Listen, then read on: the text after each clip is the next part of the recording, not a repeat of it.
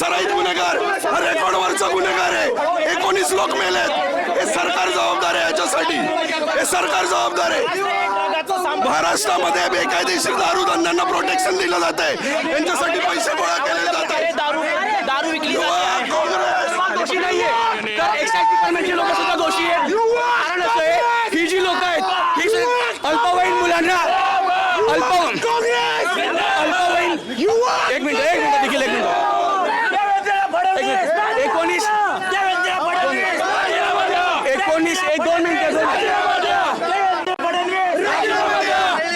19 मे 2024 या दिवशी जी पोर्शे केस घडलेली तर त्या केस संदर्भात फक्त अग्रवाल दोषी नाहीये तर हे एक्साइज डिपार्टमेंटचा दोषी आहे.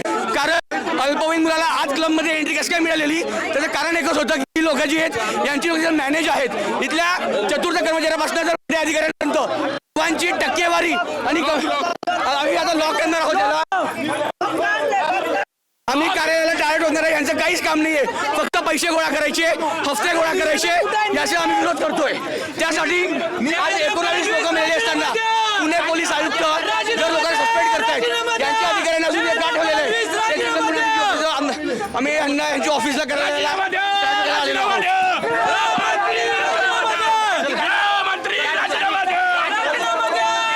देवेंद्र फडणवीसाला या ठिकाणी हप्ते जातात म्हणून देवेंद्र फडणवीस असं अवैध दारू विकली जात आहे. आणि भारतीय युवा मोर्चाचा जो अध्यक्ष आहे तो स्वतः म्हणतोय की महाराष्ट्रामध्ये सर्वात जास्त ड्रग्ज विकलं जात आहे. ड्रगाचं साम्राज्य महाराष्ट्र झाले हे खुद्द भाजप सरकारचा जो भाजपला युवा मोर्चाचा अध्यक्ष कृष्ण महाडिक या मुद्द्यावर आज 19 लोकांचा बळी गेलाय. 19 लोकांचा बळी गेलाय. हे सरकार सामील आहे. हा रेकॉर्डवरचा गुन्हेगार आहे. राज्य उत्पादन शुल्काच्या या रेकॉर्डवरच्या गुन्हेगारला परत कोणी सोडलं. परत या रेकॉर्डवरच्या गुन्हेगाराला कोणी सोडलं. वानखेडे हा रेकॉर्डवरचा गुन्हेगार हे उत्पादन शुल्क विभाग आमची मागणी आहे की त्याच्यावर कारवाई झाली पाहिजे.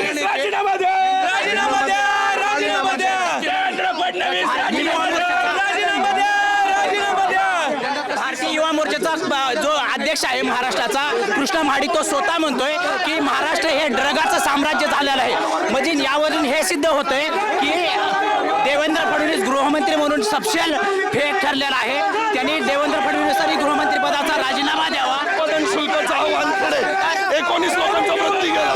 राज्य उत्पादन शुल्काने याला वारंवार सोडलं कसं. पोलिसांनी याला सोडलं कसं. म्हणजे काय तर हे सरकार या धंद्यामध्ये सामील आहे दिसून येते. यांच्यावर कारवाई झाली पाहिजे. साहेब तुमचे हफ्ते 3 लोक घेत नसतात. तुमच्याकडचे हफ्ते जे आहेत ना खालच्या लोकांपासून वरच्या लोकांपर्यंत सर्वांकडे हफ्ते जातात आणि इथं जे आहेत ही टोळी खूप मोठी आहे. आमचा आक्षेप आहे की तुम्ही अल्पवयीन मुला-मुलींना एंट्री देतात ते होतंय. इथं जर ज्या पद्धतीने दारू काल 19 लोक मेली साहेब 19 संसार मोडलेले आहेत त्याची कसलीही लाज या डिपार्टमेंटच्या लोकांना वाटत नाही. आणि इथं काहीच काम करून उपयोग असणार नाहीये. आम्ही टाळत बघतो घरी जाऊन बसा पगार घ्या. 19 लोकांचा मृत्यू झाला. काहीच कामाचे नाहीत कर्मचारी काहीच कामाचे नाहीत. 19 लोक गुन्हेगार आहेत. तुम्ही घरी जाऊन बसा. आम्ही टाळं लावतो. आम्ही टाळं लावणार आहोत. उत्पादन शुल्क काम उत्पादन काम नाहीये. घरी जाऊन बसावं. दरवेळेस घडणार असतात. काही उपयोग नाही. राजीनामा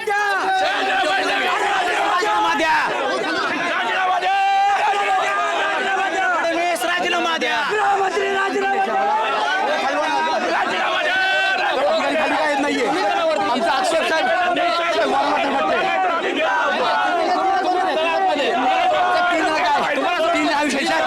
हे एवढी लाच वाटायला पाहिजे डिपार्टमेंटला. 19 लोक संमेलेली आहेत. 19 लोक आमच्या पोलिसांना आमचा आक्षेप नाही. आमचा आक्षेप ही लोक निर्लज्ज लोक आहेत. जर पोलीस आयुक्तांनी 13 अधिकाऱ्यांना आणि कर्मचाऱ्यांना सस्पेंड केलं निलंबित केलेलं एक्साईज महत्त्वाचा दोषी असताना त्यांच्यावर अजून कारवाई का झालेली नाहीये. त्यांची अजून नावं बाहेर का आलेली नाहीये. याच्यातले कळीतले वारंवार 30 लोक 2 वर्ष झाले गुन्हे त्यांच्यावर दाखल होते. परत यावर्षीच तोच आरोपी आहे. तो घाबरत नाही. कारण काय त्याची कोटींची आणि ते बिंदास फिरतात. त्यांना माहिती आहे 70 लाख रुपये कसे दिले गेलेले आहेत कोणाला दिले गेलेत ती माहिती पूर्ण काढावी. यांनी तुम्हाला सर्व माहिती मिळेल. नाही आज यांना टाळे लावल्याशिवाय आम्ही कडे जाणार नाही. आम्ही यांना टाळे लावणार. यांच्या कार्यालयाला काहीच काम करत नाही. घरी बसलेली लोक आहेत. रेकॉर्डवरचा गुन्हेगार आहे वानखेडे हा. त्याच्यावर कारवाई झाली पाहिजे.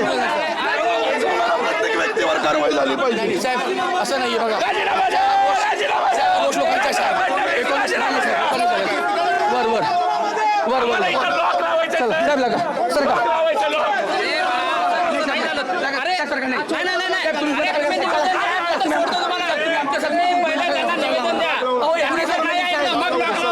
साहेब नाही